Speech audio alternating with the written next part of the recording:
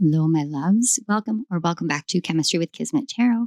I'm Monica, and today we are going with Gemini. Geminis, how are you guys doing? I am kind of starting in this a little bit slowly. First of all, thank you everybody for your patience as I am navigating through coming back after having COVID and coming back while I am still dealing with a lot of pretty serious health issues. It's been a lot slower of a progress than I used to be at, but these readings really do, they really do give me something to look forward to. They give me something to hold on to as I am navigating through some scary stuff. So I want to say thank you for that.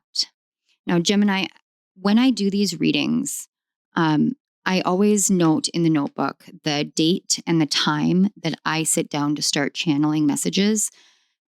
With your energy, it took almost 4 or 5 days for that energy to really kind of come in and sit.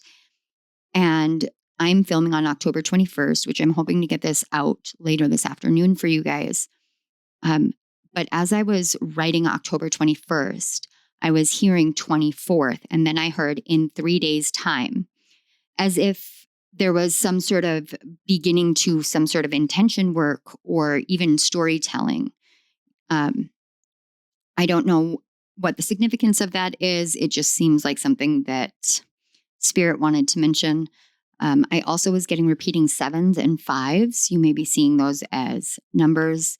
And then I had a couple of songs that were playing through my head as I was sitting down. The first one was Doses and Mimosas by Cherub.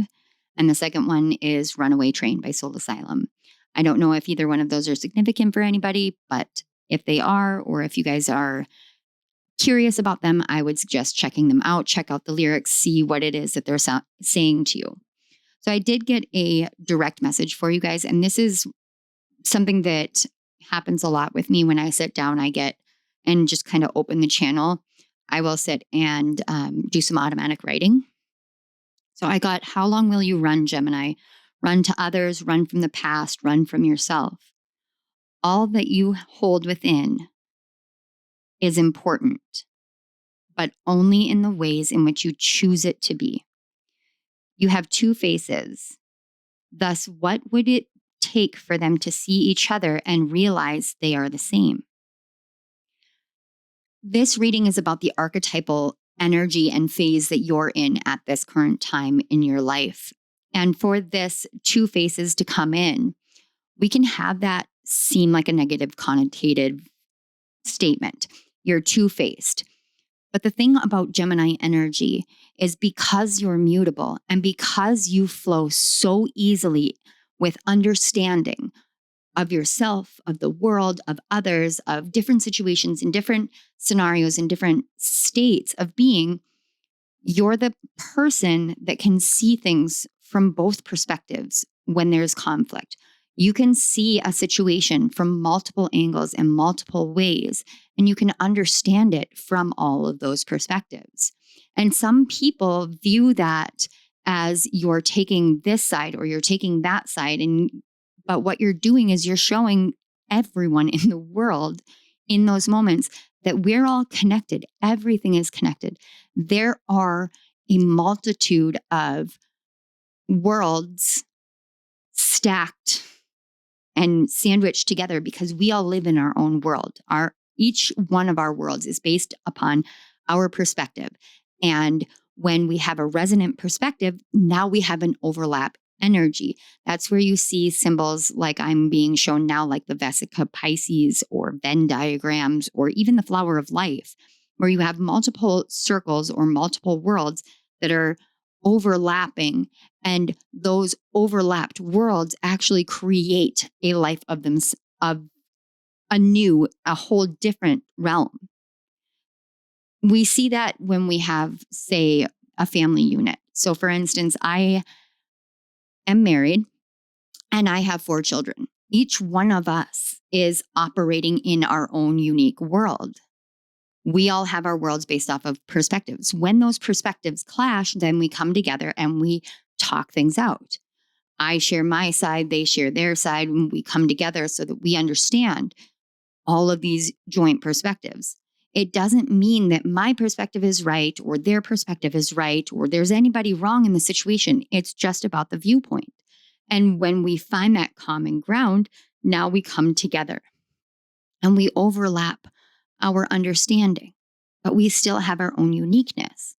And that's when that flower of life gets created. Gemini, you're a natural creator of the flower of life. But when we forget that, when we lose sight of that, when we run from ourselves, we run from our own world, our own perspective. And when we start trying to adopt everybody else, now we're creating our world in dissonance, in disarray. And this is what Spirit really wants you to see. Can you see yourself from every angle? Can you take that unique, beautiful quality and trait and gift that you have of seeing so many sides to everything so that you understand so many other people? Can you take that and apply it to yourself? Can you take that and look within and look at your divine nature and look at your human side and see how beautiful both of them are, but find the area within yourself where those two overlap and find their common ground and create the life that you're living. So the archetype that you're working with is actually the runaway. And this card talks about secrets or running from problems. And with it being water energy, this is about the emotionality of it. This is that energy of what is it that your emotions are telling you? What is your mind interpreting those emotions as? How are they similar? How are they different? Are you looking at it completely or are you running from it? And that was when the song Runaway Train came in. It's but the lyrics changed as though Spirit was addressing you directly using the lyrics. It said, wrong way down a one-way track. Seems like you should be getting somewhere, but right now you're neither here nor there. So you're looking for something. Spirit wants to acknowledge you're looking for something. You're going for something. You're aiming for something. You're going somewhere, but are you on the right track or are you going backwards because you're too afraid of what lies ahead? That's interesting. Are you the caged bird singing for freedom? Can you see the key that's above you? And then I saw the key that's on the top of this runaway card up here, right up here. I saw this key and it was like, this is the eye, but it's also the sun. So where's the sun in your natal chart? And then from there, it was like the key that's above you, as though it's your crown chakra, your divine connection. This is about the divine nature within you and the human nature within you. And when you run from one or the other, are you being true to yourself? So I actually get more of a sense that you're running from your human nature. And that is something that we can tend to do, especially in the spiritual community. And especially when we go through, say, spiritual awakenings and we start getting into our gifts and we start really experiencing all of these things, we can have this tendency to try and escape into the ethers. And I am no stranger to that life.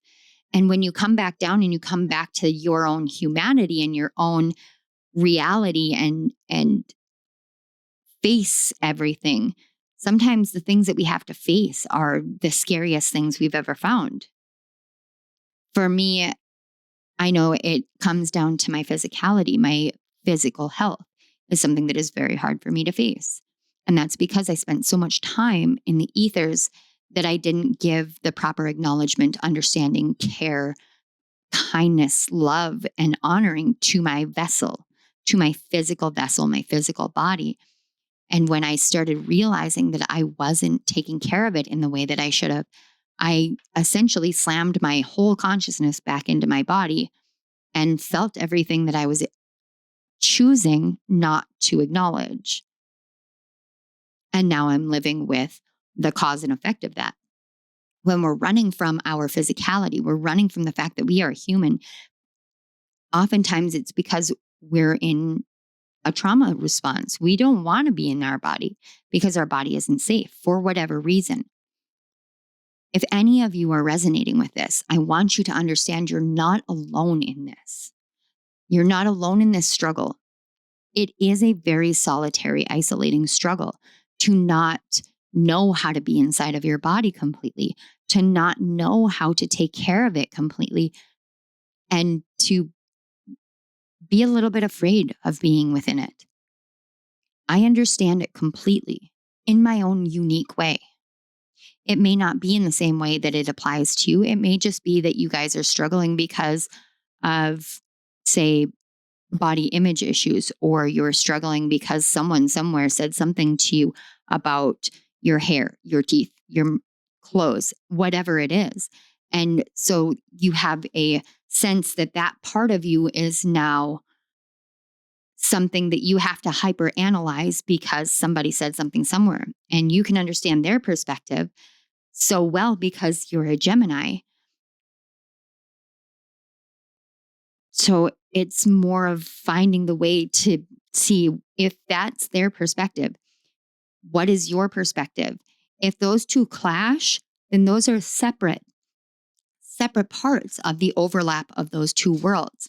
And it's okay for those to be separate parts. We can't control another person's perceptions nor projections. We just simply can't. We can argue until we're blue in the face to get somebody to see us clearly, but that person has to make that choice for themselves. And it's okay if they choose not to. That does not dictate or determine who you are, your worth, nor your value. You're the one that determines that. And if I have a say in it, I want you to know that I value you, that I feel your worth. Even if I don't see you directly, I do feel the worth and the value that you bring into this world. And it's okay to be afraid of that. It's okay to not know how to address that dissonance. Sometimes it's the simplest, it's like Occam's razor, the bastardized version of it. The simplest answer is the best. Sometimes it's simplest to say, those are your opinions, those are your projections, those are your beliefs, and they have nothing to do with me. That is something that has to do with you. I don't accept what they are because I know them to be untrue of who I genuinely am. If you want to know who I genuinely am, then come to me with authenticity and we'll talk. But the projections and the opinions and the beliefs and the perceptions that you have of me have nothing to do with me. They are 100% about you. And that is something that I have learned over time is a boundary that you can place. This archetype is asking you, do you hide yourself away? Do you run from your problems? Do you hold these secrets within yourself? Geminis, one of the hardest lessons that I had to learn in my life came this past summer. And it was a lesson that I learned in parenting. I'm a stepmom and a mom. And there is a difference in the way that I was parenting from my stepson to my children. And I don't tend to make the distinction between the two. My stepson is my son. I love him like my son. He's been a part of my life for almost a decade. I've been in his life since he was 4 years old. I love him like my own child. He's not my own child. And I honor that and understand that because I honor and understand his mother. So I don't make that distinction. But I did realize that I had been parenting him differently because of his mother and my desire to not ever make it seem as though I am overstepping my boundaries, because I also know what it's like to have my children have a stepmother and have her kind of overstep boundaries and really disregard and disrespect me to my children, which is something that I choose not to do. I choose not to engage in that same interplay. But I wasn't being honest with my stepson 100% of the time because of some of the wishes of his mother in how she chooses to parent him. And that choice that I made to change how I interact with him versus how I am with my own kids had a lasting impact. And he and I have had many conversations about that over the past couple of months. And I promised him that I would never lie to him because I hadn't been lying directly. I had been withholding. And in my belief, omission or commission, it's still a lie. I was being dishonest. And so I promised him I would be honest. This weekend, he and I had a lot of really great talks where I helped him understand why so much of my health issues had been kept from him. And I helped him understand how they work, the nature of them, what we're looking at, what the concern is, and what the hope is.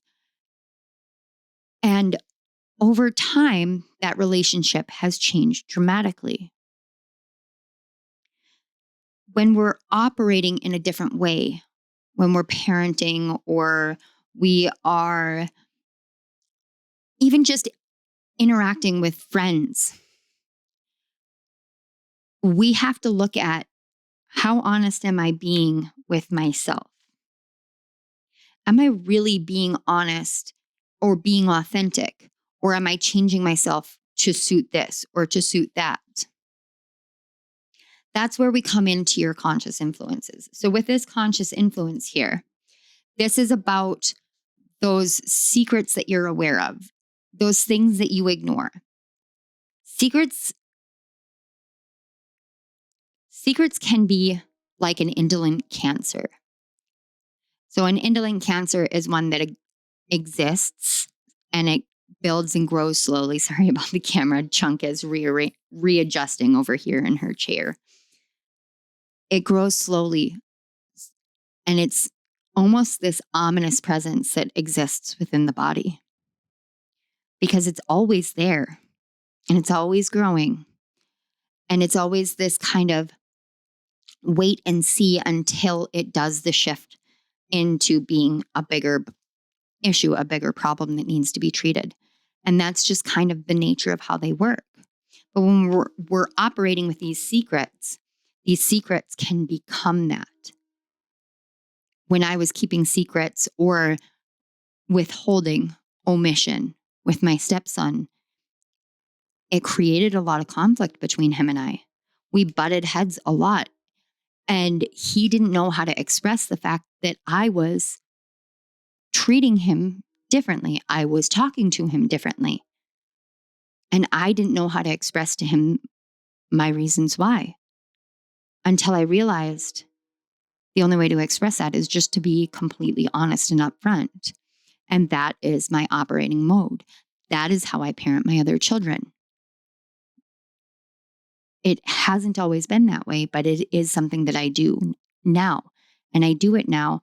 And as I have changed that, as I've let go of secrets and let go of withholding or omissions, that's how things change. So we're going to look into your conscious influence. Now, the conscious and the unconscious influences are the angel tarot and the demon tarot. And it's intended to do that play off of,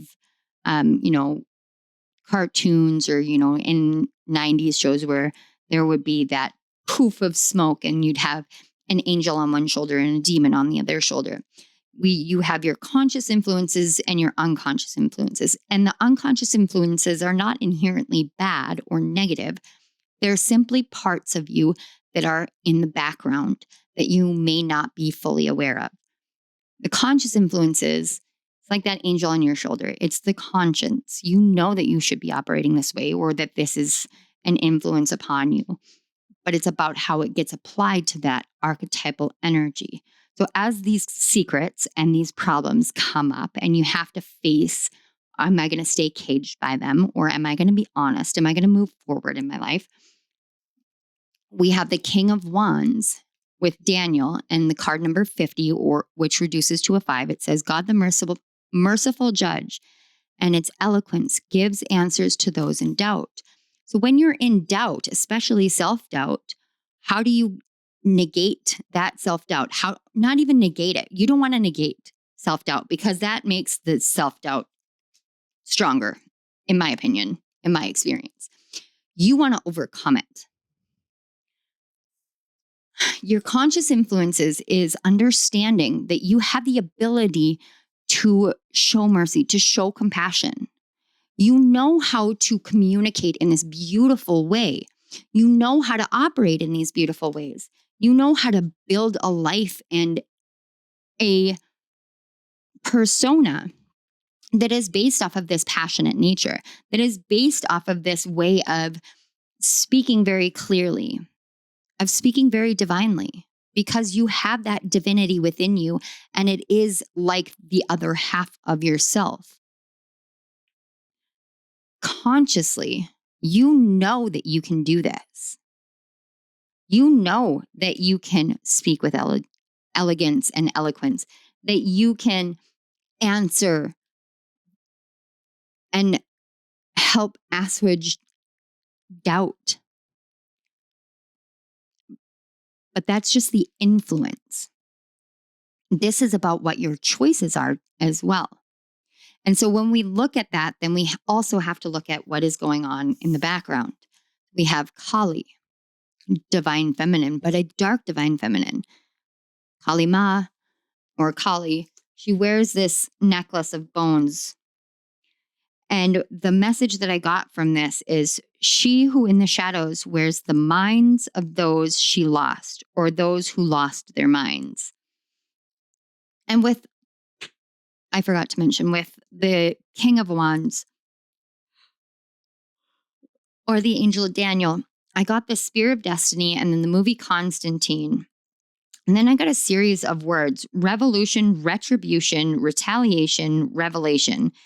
And then a question: does fire ever truly burn out all of one's doubt? And then with Kali, it continued on with a couple of questions. There's a like warning here or a cautionary energy that I felt. There's a caution of mind games and whether you're a player or a spectator. Are you in the stands watching all these mind games play out, or are you one of the players out in the field? Are you facing yourself clearly and honestly? So that concludes all the channeled messages and the archetypal energies. We are going to get, I'm just going to set this here, guys. We are going to get some tarot cards here to answer a few questions about this energy. And I was going to continue divining Kali, but I am getting this like, just move forward, because this is about what you know, what you believe, what you can work with. I can't answer these questions for you. I don't know how honest you're being. Only you and spirit really know that. And isn't that just like one of the most true statements ever? And something that could be so torturous for someone, especially someone like me. Like, I never know if somebody's being honest with me, and there's no way for me to tell. Yes, my intuition and my empath abilities allow me and afford me to be able to tell when I feel a lie, but I can't force another person to be honest. Even if I feel the lie, they can absolutely deny it until they're blue in the face and until they go to their grave. But if I feel it, should I doubt it? Doubt my own feeling or doubt what is eliciting that feeling to arise from within me? And that's the thing. What is the nature of your doubt, Gemini? What is the nature of this secret energy, this archetypal energy of the runaway?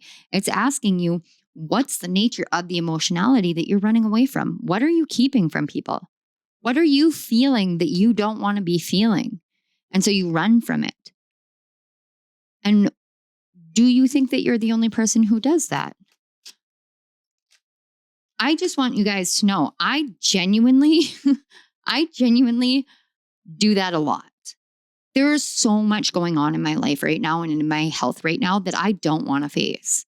And so I will have moments where I will literally just like allow myself to dissociate.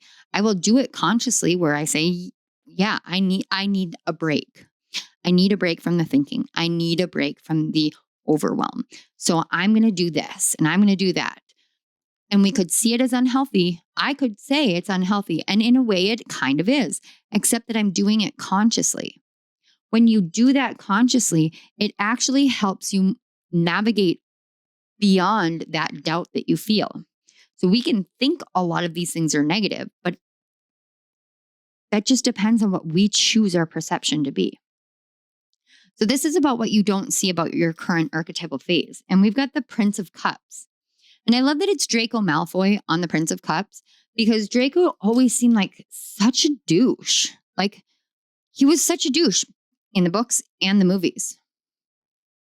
Granted, Tom Felton played it beautifully. I'll give him that. He played it beautifully. He really did.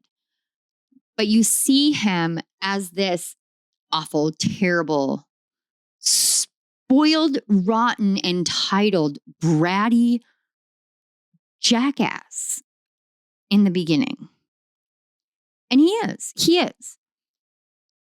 But over time, as the books progress and the situation with Voldemort progresses and everything like that, and he is put to the test, he really does have to face way more than just, am I going to do these things that this Dark Lord is asking me to do or not? He has to face far more than that because he also has to face all of his family members who follow this way of being and who have done it so unapologetically. He becomes the one who breaks that cycle, who breaks that chain, who gets his parents to see that it isn't just power. It's not simple like that. This is someone who doesn't genuinely care. So when someone in power just genuinely doesn't care about the little people, are you going to continue following that? If you have a secret that doesn't care about the impact that it has on other people, is that really who you are? What you don't see about this is it has to do not with how you view love necessarily, but how you love yourself, how you love all aspects of yourself. Do you love being the bad guy? Do you love being the point of conflict? Do you love being the one that always has to have the last say and the last jab and the last barb that just sticks in another person because now you have the power over that person? Or can you see that the ways that you grew up influence that the ways that your parents were influenced, that they didn't know better, but you do. And so you can make that change. You can choose to accept a cup of love for yourself instead of hating yourself. You can choose to love others instead of hating others. You can choose to walk a different path. So what challenges you about this phase? What challenges Gemini? Spirit. Okay. Power, the 9 of Wands. The moon in Sagittarius. Now, the moon in Sagittarius is like, I want to expand my emotionality. I want to feel this and I want to go here and I want to know what it's like to experience this and this and this and this and this. But then we can get into this state of like, I want to feel this. I want to feel powerful. I want to feel magical. I want to feel all of these things.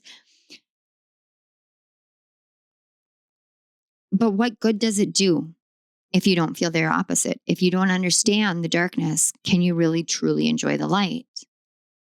And if you know the light, can you understand how important the darkness is? If you don't know the light, if you don't know the joy, if you don't know the happiness, can you ever see that there is another way than the darkness and honor and respect the darkness? What's challenging you is how do you feel about power? Secrets can be seen as powerful things, but is there power in keeping them? Or are you just running from everything that you should be facing? This is a hard question to ask yourself. Are you trying to assert a sense of power and control because you've been hurt in some realm of your life? So you're refusing to allow yourself to feel a certain way. You're choosing the emotionality of what you want to feel, and you're letting that fire grow and expand. That's what this challenge is. Are you going to do that, or are you going to find the power in the uniqueness? The wand chooses the wizard. It's not the other way around. We do not choose the magical. The magical chooses us. Curious energy here, Gemini. Where can help be found for Gemini? And guys, for some of you, I can feel this like, what the fuck is this reading kind of energy? Don't shoot the messenger. I am just the messenger. I knew this was going to be a cautionary tale. I knew that this was a warning message about the way that you guys are operating. I'm just the messenger. And you know what? Being brutally honest with you guys, I mean, I've already told you, I made mistakes as a parent. I made mistakes a lot in my life. I have done things that I am not proud of, but I take accountability for those things. And it is in that act that I shed the secrets. And when you operate complete honestly, it changes a lot in your life. People don't like it. They do not like honesty. They just don't, because secrets are a lot easier. But when you run from those things, it builds and breaks you down. And you collect all of the different ways that you've broken yourself down or others down on that process. And until we become aware of those things that we have been collecting, until we become aware of it, we can't overcome it. Where can Gemini find help?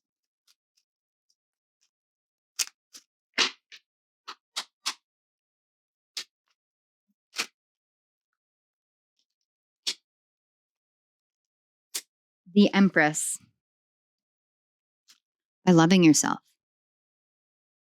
By mothering yourself. Whether you gender identify as masculine or feminine, this is not about that. This is about tapping into the divine mother energy. This is about seeing the value and the worth in a softer feminine side. Kali Ma, she is so important. She is so important. Destruction is absolutely important to this journey. It is a crucial piece of the puzzle of life. So I will never say that destruction is bad. If you're in a phase where you have to destroy, I promise you that I am someone who understands, because I have been going through that phase. It's about turning it into something productive. When life is tearing and destroying everything around you, when the universe is moving in that cosmic way to help fulfill your destiny, and it's all destruction, how do you respond? Do you respond with heads will roll, or do you respond softly and gently and with love for yourself and others? This is where help can be found. Also, look to Venus in your natal chart. Wherever Venus sits in your natal chart is where help can be found as well.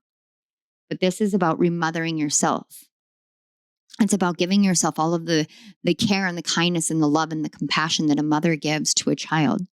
And I'm telling you guys, when you're a mom and when you're a dad, when you look at your child, in my experience as a mom, when you look at your child for the first time, or when your child cries for the first time, or falls down and skins their knee, or gets their heart broken. And see my coffee maker turning off. Gets their heart broken for the first time. They get disappointed for the first time. The only thing that you want to do is wrap them in your arms, swaddle them like they were a baby, and just rock them until the tears stop. Kiss the boo-boos and make it all better. And sometimes we can't do that, but we want to. When you look at that child, you see this beautiful creation that you brought into the world. And you don't have to be a parent to feel this way. This can be applied in a multitude of forms in your life. As an author, I look at the books that I created, that I wrote, and I'm still in awe that I was capable of doing that. That I was capable of weaving my story into being, and that story reaches other people. The worth and the value that you place on loving yourself, every version of yourself, from the inner child to every younger version of who you were, loving and nurturing like that of the unconditional love of the mother. That's where you help to see that there is more power in softening. There is more power in honesty. There is more power in authenticity than there ever will be in running and hiding and lying and keeping secrets. There's just way more power in love than there is in destruction. So this is connecting with your higher and inner self, the Hierophant. Take the lead. Recognize the fact that you have that wisdom within yourself. Again, another 5 here. So take that step. The Hierophant is the leader. It's the Pope. Who holds faith better than that of the soul, where faith comes from within into the outside world? You already know what your truth is. You know what your strength is. People can have their perceptions of you. Their perceptions don't need to be that way. Now, something about this card that strikes me is the Hierophant, Dumbledore. The secrets and the lies of Dumbledore's life was a huge expose that came out after he died. And a lot of it was true. He did desire power. He did go after it. He did befriend the wrong person. And when it cost him his family, the people he loves the most, the biggest secret he kept was the regret, the shame, the guilt, the sorrow of doing that. So instead of becoming a leader, instead of stepping into a place of power, he became a teacher. So that others would learn from his mistakes. And yes, he still kept secrets. He still kept secrets. And it was those secrets that ultimately led to his weakened state and a necessitation of the events surrounding his death. I don't want to give any more away. I'm a huge Harry Potter nerd, if you guys couldn't tell, and I love using it to correlate with life because it's just so intense and deep. So if you haven't seen it, if you haven't read the books, I will, of course, always suggest read the books. They're amazing. They're my favorite. But there's a lot of wisdom to be had here. Your inner self is asking you to realize, if you continue standing in this place, yes, you can do that. I'll allow that because I am this powerful. And this is what your inner self or your higher self is saying. I am this powerful. But is honesty not the best way to operate? Or are we limiting ourselves because we are too afraid of the power that we hold and the power that we wield and whether we are offering it in the right way. That was intense. Wow. I've never connected to a higher self in that way. Thank you guys. So let's find out about connecting with your shadow. We have the Six of Pentacles, and it says success. And here we have the OWL, or ordinary wizarding level results. And this is about the results of a standardized test. Now, here's the thing. Connecting with your shadow, this is about looking at what do you view success as and what do you view failure as? And why do you have to have this success? Do you have to have it? So when we look at standardized testing, we often think, well, I have to have X, Y, and Z. And that's because, and especially in the States, I don't know about other countries, but I know, especially in the States, standardized testing is used as a justification for financial resources from the federal government to schools. So if they have high scores, then they get more funding, which is actually, in my opinion, backwards, because the schools with the lower scores obviously need the help more. So this is asking you, are you focusing on the areas in which you are highly successful? You know you're good at this stuff. You know you're good at being the mediator. You know you're good at bending and flexing and flowing and changing and holding all these things. You know you can speak beautifully, even if you're speaking, and it is holding back all those secrets you don't want people to know. You are very successful with that. You know you can do it. It's just who you are. Just because you know it, does that mean that that is the best thing to do? You have to ask yourself that. I can't answer that. I can tell you in my personal experience, holding back, withholding, omission, those lies are just as painful. They are just as painful because when you lie, you take away reality. And the more that you double down on your lies, the more that you change your own reality. And so you end up creating dissonant reality because you're actually creating a reality of secrets. You chain and cage yourself to it. When you connect to your own internal divinity, and that divinity that you carry within reminds you of the connection that you have to everything outside of yourself, that's when you start looking at the areas where you are the weakest and you see that those weaknesses are your strongest places. That's where your success is in allowing your weakness to be your strength and allowing your strength to soften. All right, Geminis, before I let you guys go, this has been a really holy crap kind of reading. I do have these cards over here. We have two symbols, and then we've got a question card and a zodiac oracle card. I'm not going to divine these cards. These are for your personal reflection moving forward. Whether they resonate with you, if they are synchronistic for you, or they pique your interest and there's something that you want to look into, this is for you outside of me and my gifts. We're going to get these. We have Veiled and Knowledge. Card 38 and 34. So we've got an 11 and a 7. Interesting. I want to put in my 2 cents, and I can almost feel it like the energy of come on, give us more, give us more. I want to, but there's something very specific with your guides that are saying no. These you need to look at with yourself. We have Veiled and Knowledge.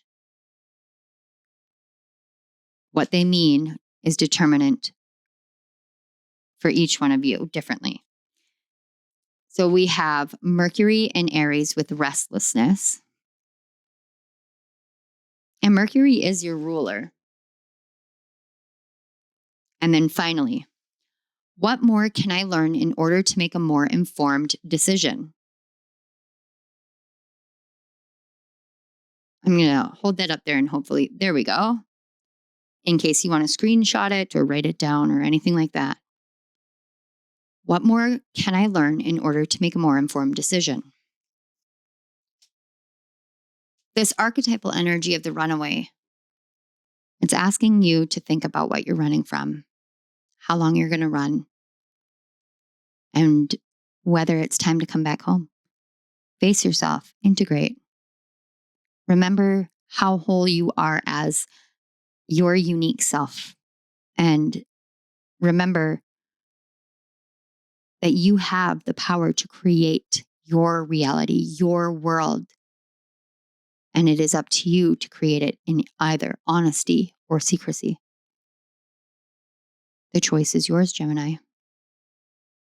All right, my loves, this is what I have for you. I want to take the time to say thank you so much for being here. Thank you to your guides, my guides, the Great Spirit, the amazing cosmic teachers and professors, and all of our loving ancestors walking these paths beside us, behind us, ahead of us, with us. Thank you for Gemini. Thank you for Gemini's energy. Thank you for this cautionary tale. May we all learn from wherever Gemini sits in our chart. Thank you. All right, Gemini. I love you guys. I will see you at my next reading. Bye.